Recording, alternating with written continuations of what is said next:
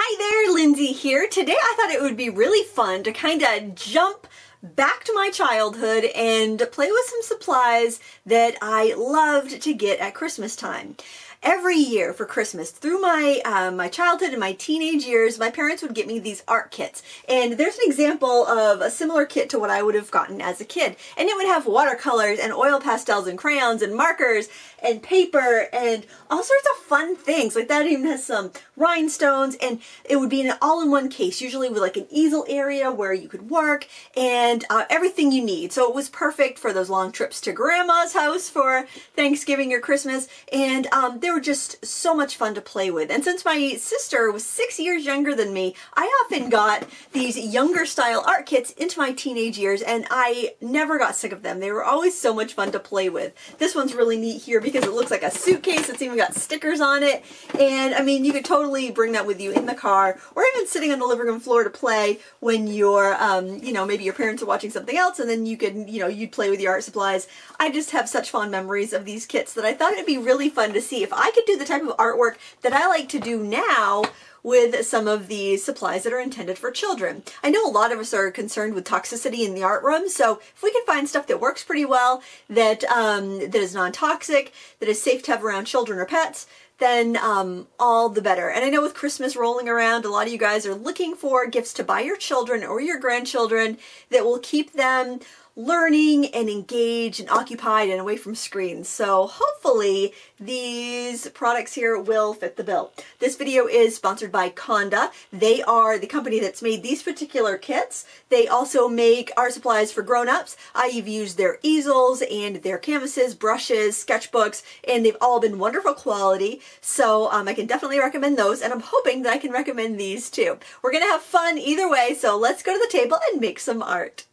I decided to go with the trifold art set because it has a nice working area in the center, and I thought for parents who are probably watching this video looking for something for their kids that this would probably be a more practical option. I like that you can contain all of the mess and that you could actually sit with this on your lap if you were driving in a car for a long distance, or you could have it on the floor, coffee table, or kitchen table to corral all the supplies while you're working. I started off by sketching some horses because I thought it'd be fun to do a bunch of galloping horses on this painting, and I sketched it with a colored pencil from the kit, and then I went over with a brown marker and just basically traced over my lines that I wanted to keep, because when I sketch I do a very messy, loose sketch, and I don't need all those lines, I just need a few, so that's what I wanted to enhance. Now before I began painting, I actually sprayed the watercolors in this set with some water. Now that's a great tip no matter what you use for paints, but especially if you're using children's grade or student grade watercolors, because it just helps them activate a lot easier. And you will notice with children's grade supplies, they are meant to be non-toxic for kids. That is like the #1 thing. And so they have to balance that with the color payout and all those other attributes. So like with adult watercolors, professional grade watercolors, the most important thing is light fastness and color payout, but toxicity isn't. So, it's from a different market. So you do have to keep that in mind, that your paints are going to appear lighter, a little bit chalkier, and they're not going to be exactly like using professional paints. That's why I wanted to just approach this painting with a really expressive, abstract, open-minded sense of play, like I would have as a child playing with my watercolors and my Christmas art set. I like to spatter on color. Actually, I still do with all my paintings, but I really like to with these supplies because it gives a lot of movement, and it's a really forgiving technique, and it's a great way to kind of bring focus around the painting. So by putting that at the hooves, it's like dirt being kicked up, but it also kind of adds some motion and a point of contact. And when you accentuate the point of contact in a painting, it gives it a lot more impact. And this is going to be a pretty abstract painting, so I want to make sure that I can guide the eye through the painting and kind of convey that sense of action and fun.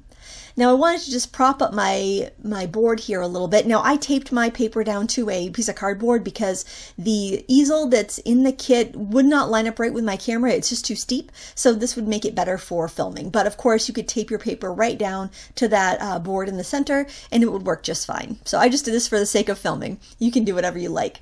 I'm using some dashes and splashes of brighter color to represent the jockeys' uniforms.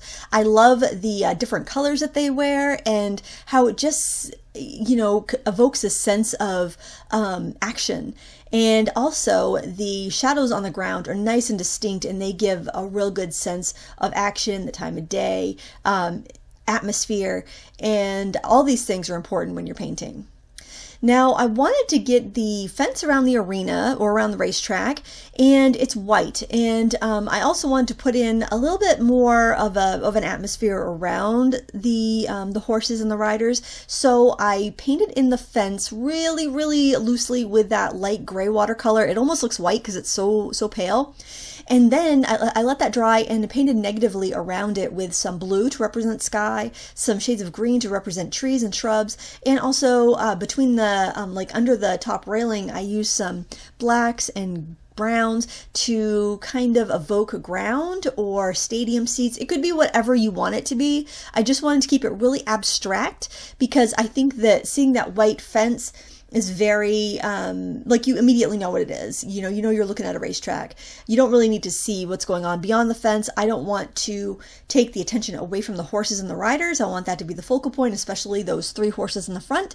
I just wanted to be able to bring the focus into the front, but I wanted to have enough going on so that your eye travels around. That's why when I sketched them on, I didn't put that center horse smack dab in the center. It's actually off to the side a little bit because I was kind of thinking of that horse as the focal point, and you don't want to put something smack dab in the middle, or your brain kind of wants to make things symmetrical, and if you put something right there in the middle, your brain looks at it, identifies it, and moves on, and you want to kind of give the viewer more to look at, I think. Now, this is my favorite free art supply. It is a toothbrush, and what I do is when a toothbrush gets all worn out and it's not good for teeth anymore, I throw it in the dishwasher, and then I put it in with my art stuff because it is such a great tool for texture and for giving really neat effects, and it's also great for cleaning out your palette when you're done because you can get in the nooks and crannies with it. So don't throw out those old toothbrushes, just wash them and put them with your art supplies. It'll be one of your best tools. Now I'm going back in with my markers again and defining a little bit more because I did lose a lot of my drawing with the watercolor. Because these are water-based markers and I think they're probably fairly washable, they dissolved really easily with a wet brush when I was doing my watercolor, which is great. So I just went back in and put in the marker where I wanted it. And this is a really nice intro to mixed media, I think. I think it's just a wonderful way to get kids involved in art because you have so many options right at your fingertips, but not so many that you're overwhelmed with what to do. I like supplies that work together. And another fun thing you could do with a kit like this is to actually draw in your scene with oil pastels or the crayons and then go over it with watercolors and markers because the watercolors and markers will resist, so it won't cover up anything you've done with the waxy mediums. And you can do cool things like one lesson I used to do with my kids' classes is I would have them draw an aquarium, and I would say, first draw all the fish that you want and use an oil pastel for that, or use several oil pastels for that. And then I'd have them use blue watercolor just to go over it all. And then they'd have this really cool wax resist, and they just loved it. So there's so many different techniques you can do with a simple set like this that doesn't cost a lot of money. And you can be, instilling the love of art into somebody that you know, which I think is just so good. I mean, look at me. I'm 43 years old, and I love playing with these kids' art supplies because that's how much fun I had with them when I was a kid and even a teenager. So I wanted to add a little bit more shading to the horses in the back because they're kind of just disappearing into the background, but I didn't want to add a lot of definition because I wanted the focal point to be those horses in front, especially the center horse.